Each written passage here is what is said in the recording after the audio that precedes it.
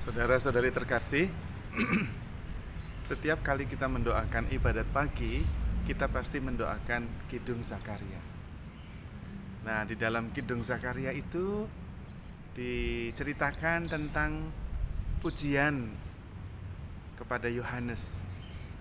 Tuhan telah menetapkan engkau untuk menyiapkan jalan bagi Tuhan, yaitu untuk menanamkan keselamatan dalam hati umatnya berkat pengampunan dosa mereka. Dan di situ yang penting, Yohanes berperanan menanamkan keselamatan dalam hati kita berkat pengampunan dosa. Jadi keselamatan kita itu berkat pengampunan dosa dari Tuhan. Kalau kita selamat bukan karena prestasi kita, bukan karena kehebatan kita, bukan juga karena kesucian kita, bukan juga karena kita itu baik hati sekali lalu diselamatkan. Tidak. Kita diselamatkan karena pengampunan dosa dari Tuhan. Tuhan mengampuni dosa kita, maka kita selamat.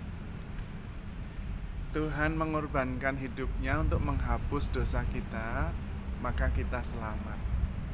Jadi peranan Yohanes adalah menanamkan dalam hati umatnya, supaya umatnya tuh ngerti, kita semua menyadari bahwa kita diselamatkan itu berkat pengampunan dosa kita, bukan karena kehebatan kita.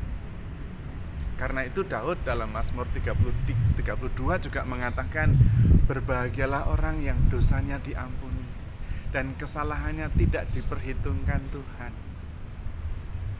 Dan itu konsekuensinya jelas untuk kita.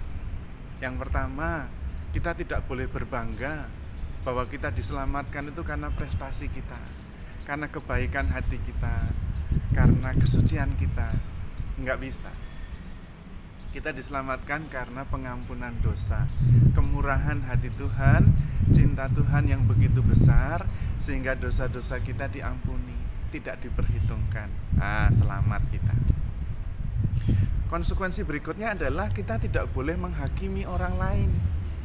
Maka Tuhan Yesus selalu meminta kita untuk tidak menghakimi.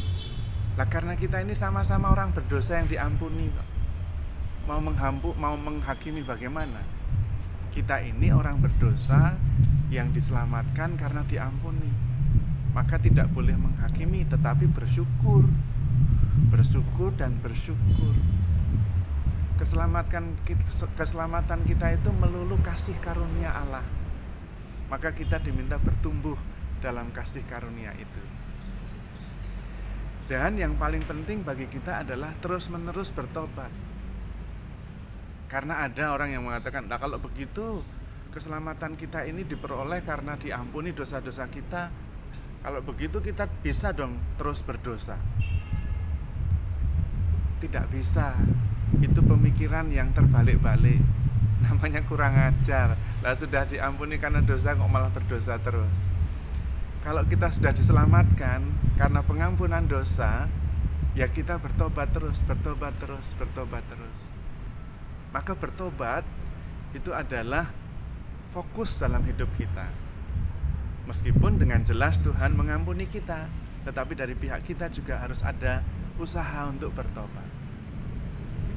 Dari pengalaman saya sendiri, saya seringkali frustrasi terhadap diri saya, terutama dalam hal dosa-dosa. Saya sudah berusaha tapi juga jatuh lagi dalam dosa. Saya sudah berusaha, jatuh lagi dalam dosa. Kadang-kadang saya frustrasi.